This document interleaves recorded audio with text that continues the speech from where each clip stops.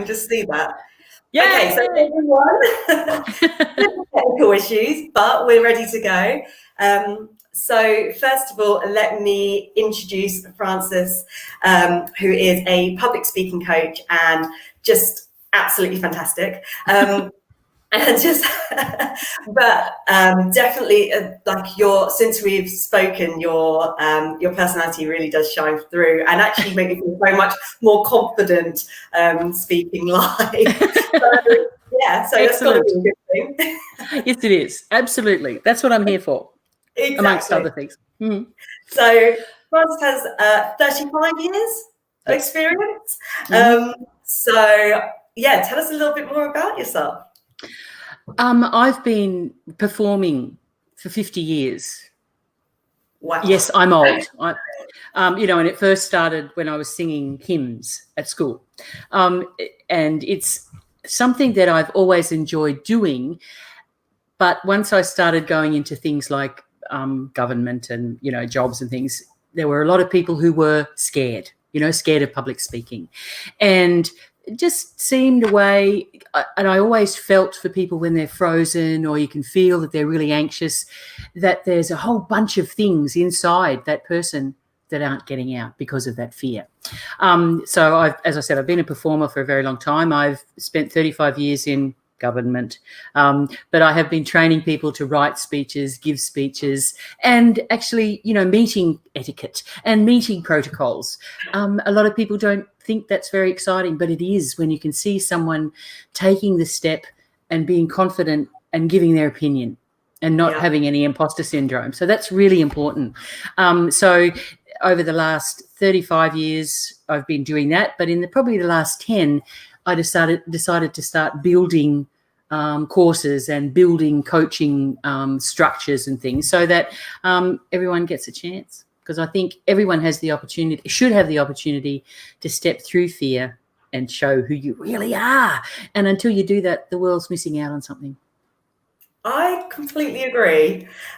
But then you've been singing hymns and you say you've been performing for 50 years. So yes. So you just basically springboard into it, or yes, yeah, yep. And there was a period in my life where I was a teaching principal of a drama school, and wow. I spent it was about 2 years, I think, that I was able to do that, and I spent that wonderful time training and training shy little kids to step forward and be confident, and social skills and all of those sort of things. I mean, we had fun. We played frogs and, all of those sort of things. And the techniques that are used are really the same ones that I use in my coaching classes. It has to be fun. And particularly with adults, it has to be fun because that fear is so incredibly entrenched. It has to be fun, and it has to be something that you can feel immediately better about. And that's what we do.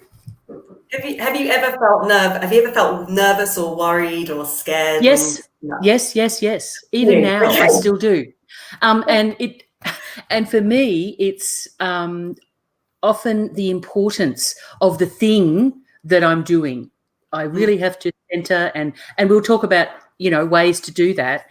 To be able to center and say, okay, I've got something I want to say. What's my audience? Going through some steps. The thing with fear, the fear spiral, and yes, I put my hand up and say there are times when I'm doing that. The whole point is that the fear is a habit that we've developed. And what we're trying to do is break the habit. It's a fear spiral, and you start breathing, and all we're doing is, to start with, stopping that fear spiral for just a second or two. And it gives you a chance to recenter so that it's not, the fear doesn't feed on itself and you're getting into the point where you're totally frozen. What we try to do is say, okay, just stop for a second, stop for 2 seconds, stop for 3 seconds, and recenter. So it's probably the best way to say is that you are finding a way to distract your mind. I like that. Yep. Yeah, you do. You just build yourself up, and you just, before you know it, you're like, oh. Exactly. And when you think about what caused that fear in the first place, was it, in year 5, you were giving that oral geography thing and Mrs. Anderson saw you freeze totally and you said, I'm never going to speak in public again because I was so ashamed, or I was so, that happened then. It's not happening now. But our body and our mind remembers it. Can I tell you a quick story about Catherine? Yes. Very quickly. Catherine was one of my clients, and she was an incredibly intelligent engineer, absolute whiz when it came to maths and science. And she came to me after, and what we'll call it the Klaus factor. She works in a very small engineering company, and they joined with this huge consortium. And she was having a chat with Rob or whoever it was about what their role was going to be. And he said, oh, look, Catherine, while you're here, I'll bring in Klaus. And she said, who's Klaus? He's the vice president of the company, of this huge company. And Klaus walks in, and as Catherine was telling me this story, her whole body was, because he said, oh, Catherine, how are you? And what are you doing? And she just said, this stuff came out of my mouth and I have no idea what I said. And Klaus, being the kind gentleman that he was, said, well, look, that sounds lovely, Catherine, but I didn't understand a word you said. And that, of course, Catherine just, no. Can you feel it? Can you feel it? So what we're trying to do in all of this stuff is stop the Klaus factor. Yeah. When I worked with Catherine, she was going to be delivering to an international conference, and it was about this really important trains and things. Incredibly intelligent woman. And so we practiced and we practiced and we practiced. And I said, Klaus is in the room. And she said, no, he's not. No, he's not. I'm here. So, we made it fun. But you could see it yourself, couldn't it? You were just, and your body's remembered. Klaus wasn't going to hurt her. There was no crockery being thrown. There was no reason to be fearful, but I know. It does get to us though. Like, I notice that whenever I get nervous, my lower lip, like it just goes, like I get scared. Yes. And then, yes. Yeah. And then I almost start waffling because I have to feel the silence. That's right. Oh, I know. And it's not necessary, please. It's not necessary. And I will, when we get to that right point, Nikki, I will show you about 10 top 10 top tips, and everyone is proven. There's physical and mental tips. We'll go through those, and they are available. So awesome. When we get to that point, okay? Okay, fine. Because I think one of the things with COVID and lockdown and all of those things is that I know that I feel like I've taken a step back at times. Like because we had that break of interaction with other people, it was all, and our working life changed and everything's changed really. It's almost the first time that I got out of lockdown and I started talking to people again, I kind of felt like it was all just too much. It took me a while to get used to being around people, and I had to almost re-educate myself on how to be confident and how to speak and how to be social again. Yeah, it's really tough. Yes. Like, how? Why? Why? Well, I spent between noughts and in my 30s being able to speak to people, and then all of a sudden, a couple of weeks, I'm not off, and I'm like, there's a couple of things that I'd suggest is that as you said, you've worked on being confident in public, okay? And the cues that you would have been using when you were speaking, when there's people and all of those sort of things, they would be bolstering your confidence while you were speaking. And as you said, it's something that you worked on. So this is not something that probably you naturally feel, would you say? And there's absolutely no problem with that. From the message that one of your group said, not everyone has to be open and extroverted and confident and bounding about. You got yourself to a point where you were comfortable and confident. You were calm. Yes, calm. Yeah. When all of those cues were removed, you were going to have to start again. Yeah. And that's really scary because you think, I worked really hard to get there. But the whole point is that this is still authentically you. where you are now, and you're recognizing that there's something that you need to do to switch. There are a whole bunch of extroverts who were absolutely hanging out to speak to someone, and I've met a couple of them when we were able to talk to each other, and I'm reasonably extrovert myself, and it was overwhelming. Like, okay.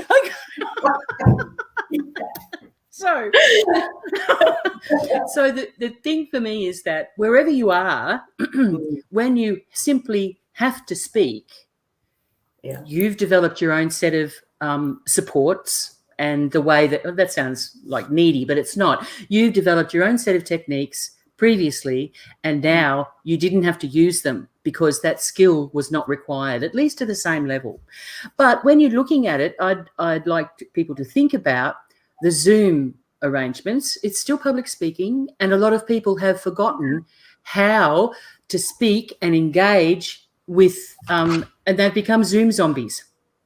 Oh, yeah, definitely. And you think, are you there? Hello? I can see your face, but nothing else is happening. And this environment is even harder. You really do have, I am over projecting, but that's the way I am. But in this environment, you still do need to project yourself forward and engage and be overtly part of the meeting. You don't have to be talking all the time, but you do need to be listening and active. And so don't feel bad about changing. Our lives have changed. The things that we all took for granted have changed. And, I'm hardly the philosopher or anything like that. But for me personally, the sort of I really have always enjoyed face-to-face coaching. I haven't been able to do that.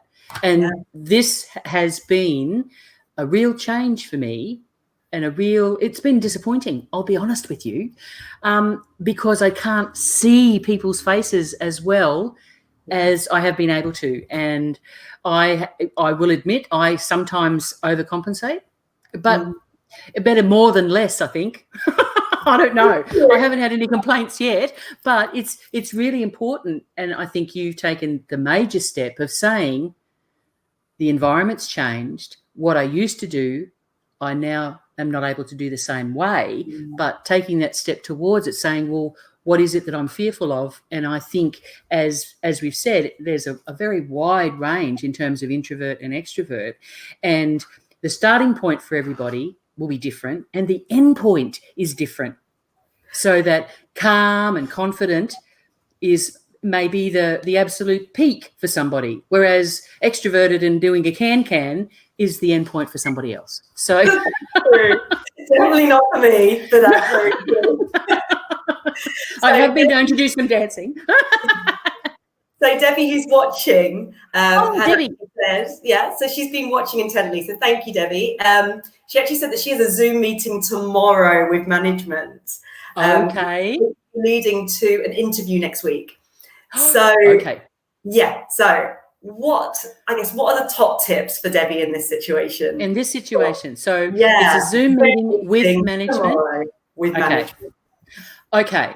Debbie, do you have a good camera? Can you rely on the technical support around you? Let us know, Debbie. But that's actually a really good point, isn't it? Because it is about having all the tech team that you need, because that's right. How many times does your Zoom go down, or you don't access it, or there's so many times that I try and get on a call, less than 5 minutes before, and then I'm scrabbling around. So by the time I've clicked on mute and the video, I'm sort of like, oh, right. And your first face is, Exactly.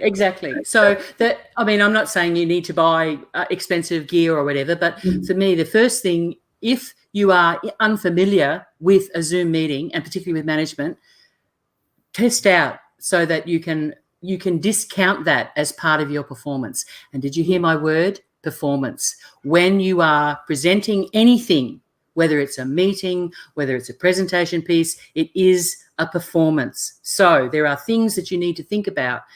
What's the message you want them to have? that the management, can you give them names, and can you make them, this is a person of 45 years old, he's a male, just think about making them human, making them a group of people that you are speaking to, that you're giving them a message, or that they're giving you a message, I hope. But it's not a meeting with management. It is a performance where you are going to make a connection. And depending on, because we don't know what role you're taking, if you're going to be a sales report deliverer, or I don't know, but the idea is thinking about what your role is when you are in that meeting. Second point, listen. Don't hang out waiting for your turn to speak if what you've said, and you haven't listened to anything that's come up to that point, all you'll be doing is handing over a bit of old news. Really important. I know you're nervous. I know you're nervous, but this is your meeting as much as it is theirs. Your opportunity in this performance to say, I know what I'm about. And if you don't think that, why are you going to the meeting? That's really tough, isn't it? But the whole thing is that if you are certain, amongst all the fear, but if you are certain that you have something that is important to say, go for it. If you don't think it's important, they won't either. If you don't consider yourself intelligent, and if you don't consider yourself with something significant to impart to them, they won't either. That's really, really important. And I know it's a question of, it's a question of self-confidence, a question of all those things. But think about it. And I've said this many times, and I'll say it again. There is no one else on this planet who has your knowledge, your intelligence, your education, where you grew up, where you are in the family. I'm number 5 in the family. I'm number 1. Yeah, well, we have 1s and 5s, yeah. That you are unique. You are absolutely unique. There is no one else. How awesome is that? No one else would be able to give the performance and know what you know and deliver it your way in that meeting. No one else. And that to me is absolutely the most significant thing. There is no one who can match you as you. Does that make sense? Yes, it certainly does. And Debbie was actually saying she's going to be doing, her role is a stop smoking practitioner, which wow, very cool. Wow, yeah, wow. That is really I wish I was there. I mean, I don't smoke. I haven't smoked for 38 years, but I wish I was there. Oh, Debbie. Yeah. That's great. Oh, wow. So you are the practitioner. You're the expert, and you're going to tell them what they need to know. As you said, in terms of an interview, you're presenting your spiel to be able to deliver it again and again and again, yeah? So that there is no one else who can do this, Debbie. This is your gig, your performance as the best quit smoking practitioner in the world. I like that. Are you going to argue? Are you going to argue? I'm not. We're all cheering you on, Debbie. You have to let us know how you get on. Yes, please. Super exciting. Yes. But another thing that Debbie's actually mentioned in the chat as well is that she's looking to use her phone over, because her laptop needs looking at. So yes. Looking at using her phone for Zoom. Mm-hmm. So one of the things just to bear in mind with using Zoom when you're on your phone is that rather than be landscape like it is on a laptop, it then ends up portrait. So it's something that derailed me the first time I was on a Zoom call. So I'm just throwing it out there now. I was like, hold on, do I then turn my camera and don't turn your camera? I found out the hard way. Oh, we learn very quickly. We learn very quickly from our mistakes. Well, sometimes. We go, no, turn it back.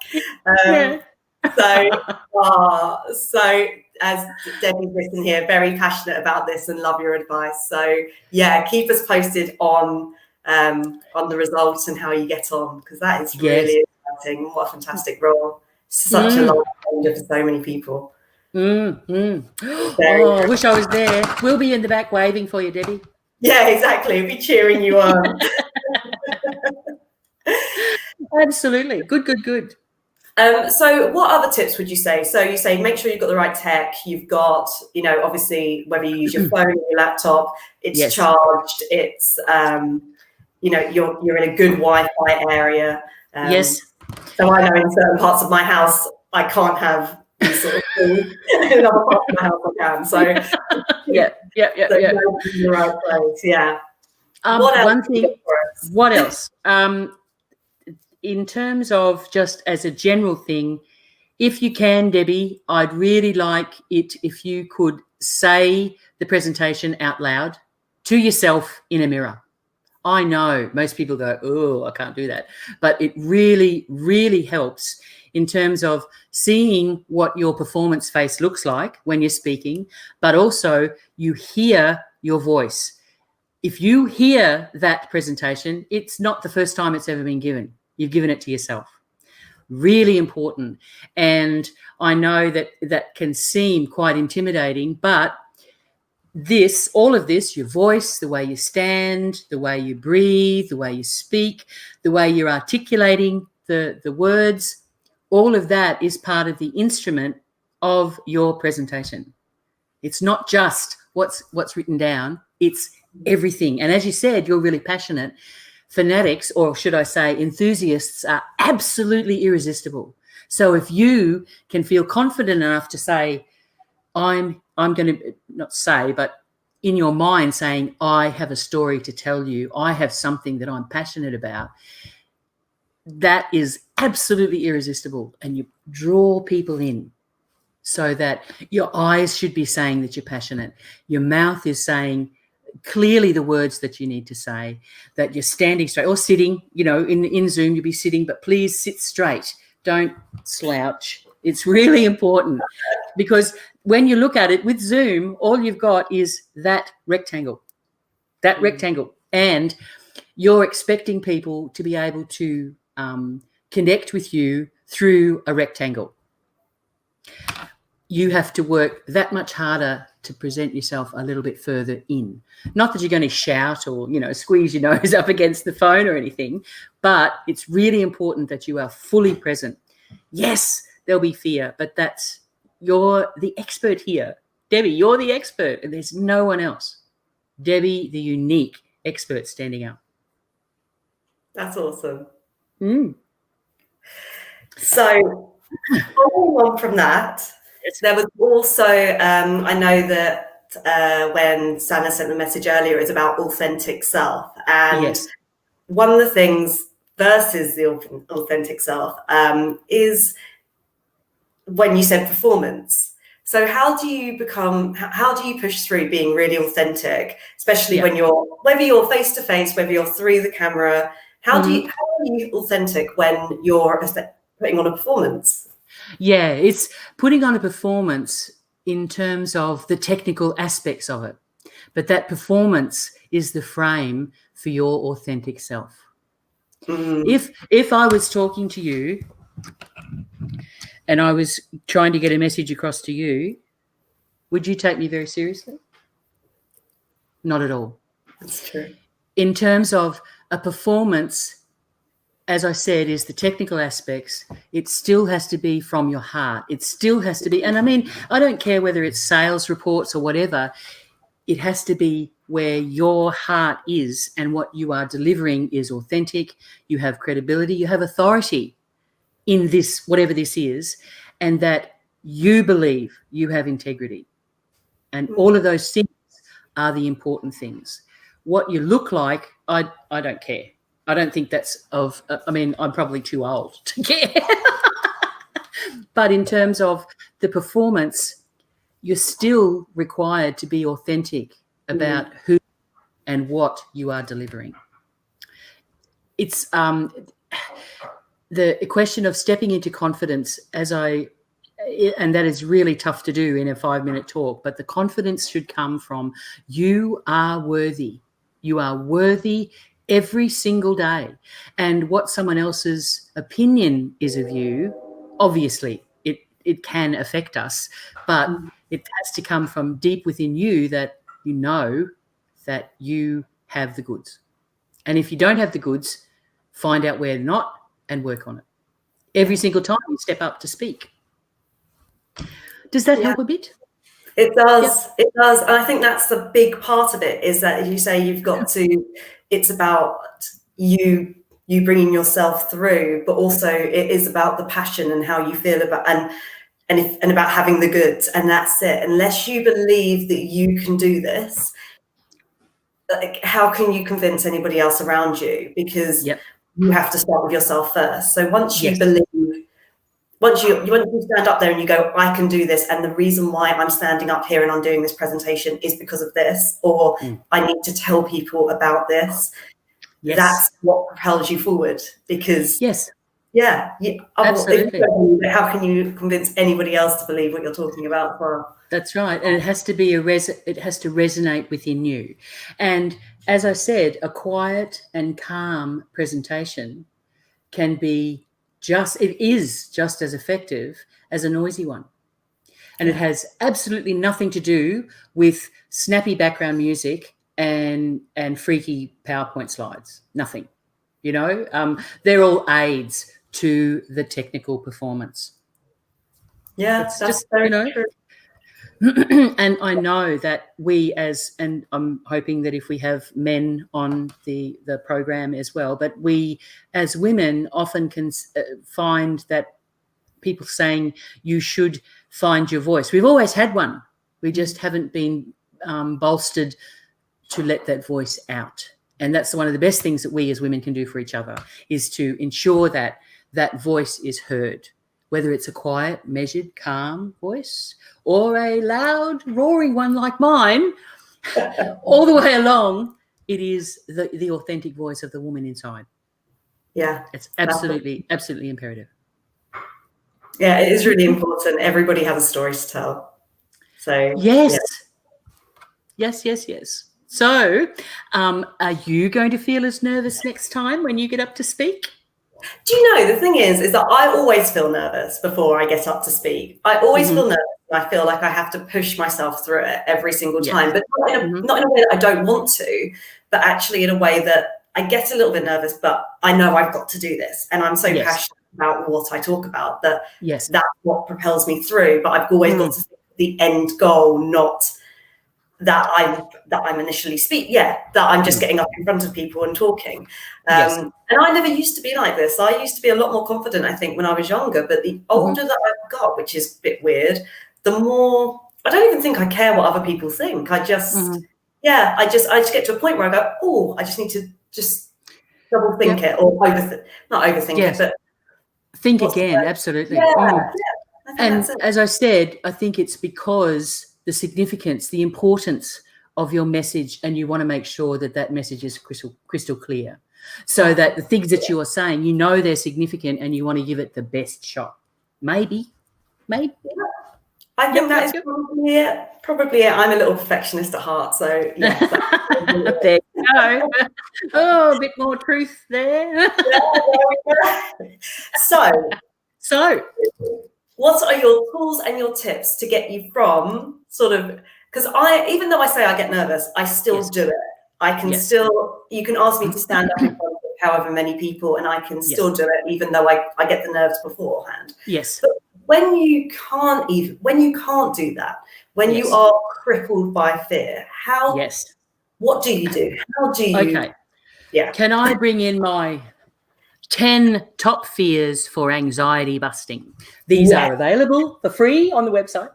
Number 1, these are 10, and all of them have been used and proven. The first one is when you're sitting there and your heart's beating fast and you're starting to breathe fast, count backwards. Take a moment and count backwards from 100 in sevens. And people go, 100, 93, what's the next one? It doesn't matter if you get it all wrong. the whole idea is, as we've said, is stop the fear spiral. So that's number 10. Number 9 is voice. Making humming sounds or speaking a favorite nursery rhyme to yourself. You do need to warm up your voice anyway for your performance. You know those crazy things you see on TV where people going me, me, me, me, me, me. Actually, you do need to do that. Warm up your voice and exercise your mouth so that this part of your instrument is well. I mean, you warm up when you go running, don't you? So the tongue is the strongest muscle in the body. Seriously. So, and it's very, very used in speaking. So humming your voice, warm up those pipes. One quick thing we can do, if you could hum for me, and if your lips are vibrating when you are humming, your voice is being projected into the same place, the correct place to speak and project well. So let's hum. Yes. Were your lips tingling? Yeah, they were. Yeah. That means you've projected your voice to the correct place. Okay. I'm so going to be doing this in the evening. I'm going to be like, That's it. Number 8 is when you're standing there and you're petrified, feel the floor through your feet. Just move your brain, your thinking, and wiggle your toes within your shoes, if you're wearing shoes. So wiggle your toes and just feel the ground. All we're doing each time is disrupting the fear, every time. The number 7 is breathing. Just breathe in for 3, hold for 3, out for 3, and do nothing other than think about the breath. Number 6, and this one can be a bit tricky, but if you have a talisman, whether it's a favorite bracelet, a necklace, just touch it for a moment and interrupt the fear. Don't hang on to it and fiddle with it and distract everybody, but just for that moment. Yeah. Just, I do that with my hair.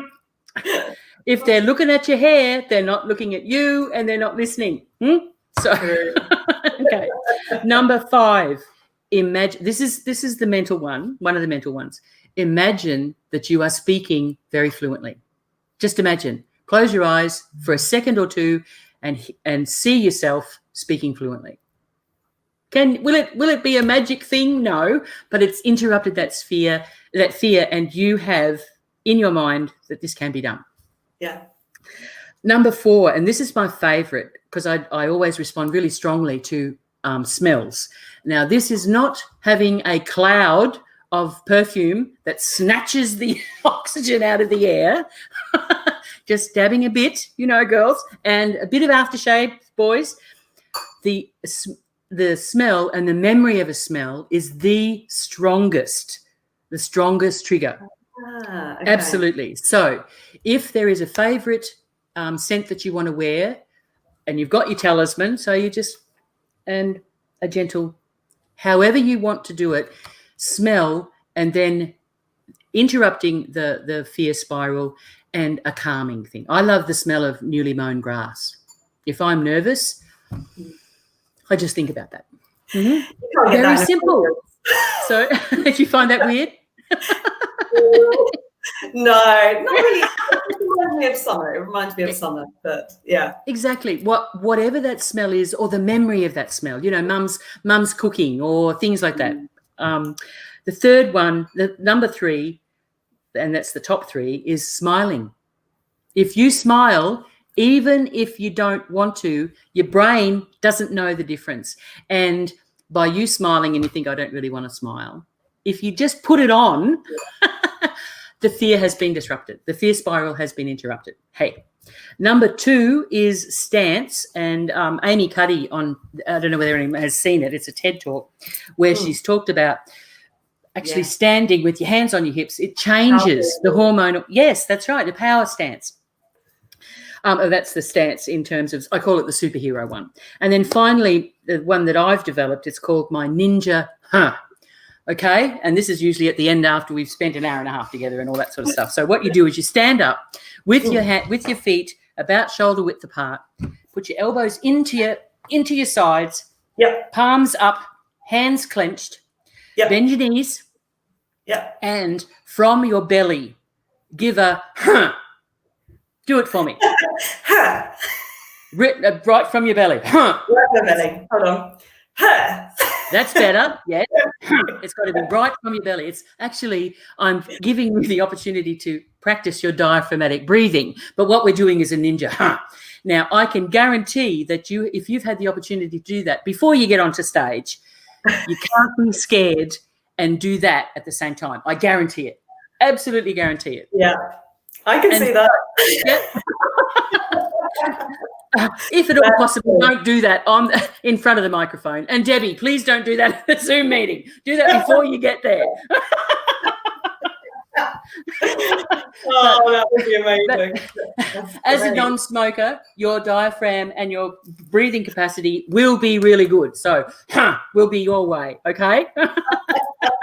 That definitely eliminates fear, that's for sure. Yeah. Exactly. And and say your name. Works really well. Oh yeah. Yeah, because you've got your hands on your hips, you're ready, yeah. Yep. My name is. Yep. Yeah, for anyone that can't see, it's power posing. Yes, exactly. And I mean, even if you wanted to, Debbie, when you're coming to sit down with the Zoom meeting, as you're walking in, before you sit down, do it and then sit down. And then you've done it. You've done your power stance. You've got the hormones changing in your body and you're ready to be smooth and deliver the best presentation they've ever seen. Yeah. Yep.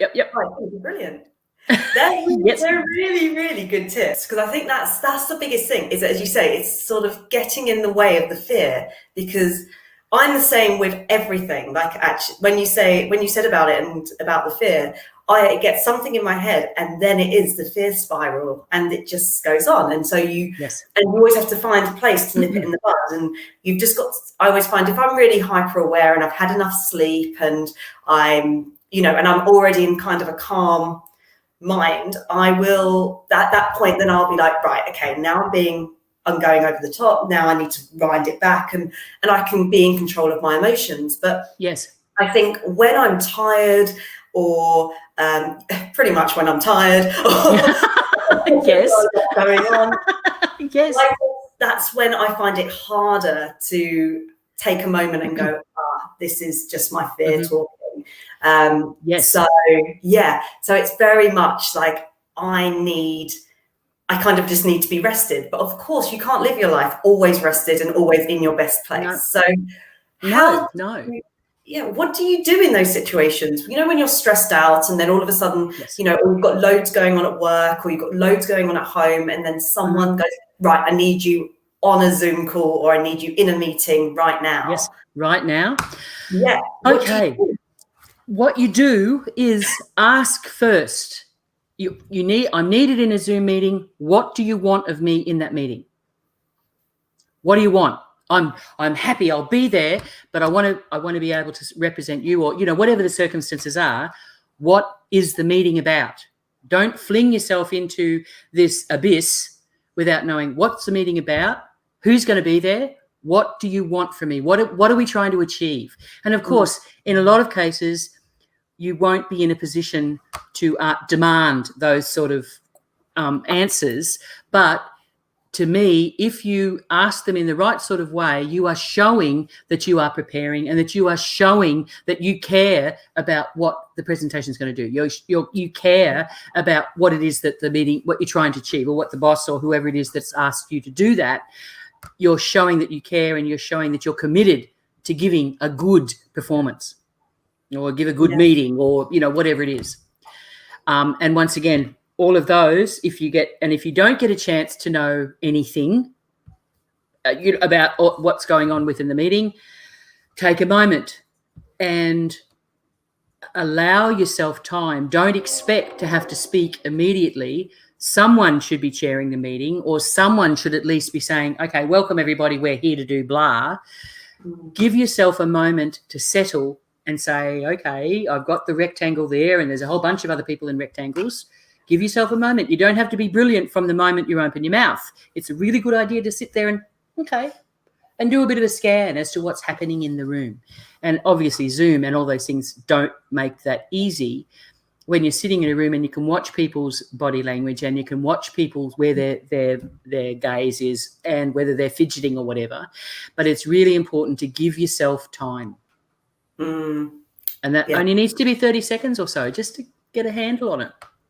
Yeah, Abby's actually said to be prepared as possible, and I think that's exactly it. It is about being as prepared as you possibly can be before you get into something, because you do get yourself into this situation. And and the problem is that unfortunately you can control you, but you can't control everything else that's happening around you. So that's exactly right. Yep. Yeah.